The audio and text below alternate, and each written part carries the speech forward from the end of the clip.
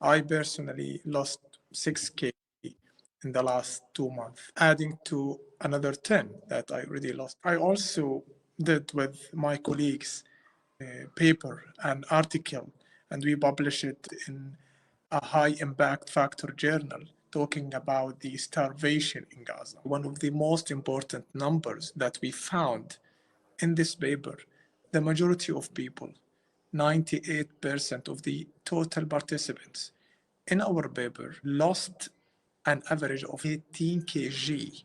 And based on our study, this is roughly 22% of the total pre-war weight.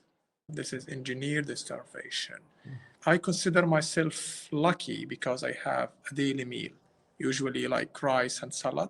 But what about the injured? What about the elderly people? There's a lot of people who literally they don't have daily meal. And as a person in Gaza, when I look to the world, I waited for 18 months for any real action. But unfortunately, after 586 days, there is only statements from the international community. There is only words. But maybe I can wait for another 2 weeks or for another 2 months. But what about the children? I see my nephews, I see the children in Gaza here.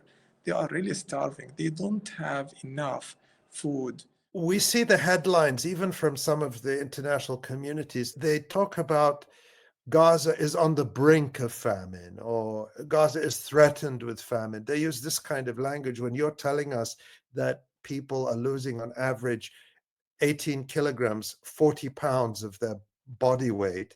So it is very difficult to explain what starvation means, because if I'm lucky enough to have a meal today, I'm not sure if I will have it tomorrow. We are talking about 2 million people who are really starving.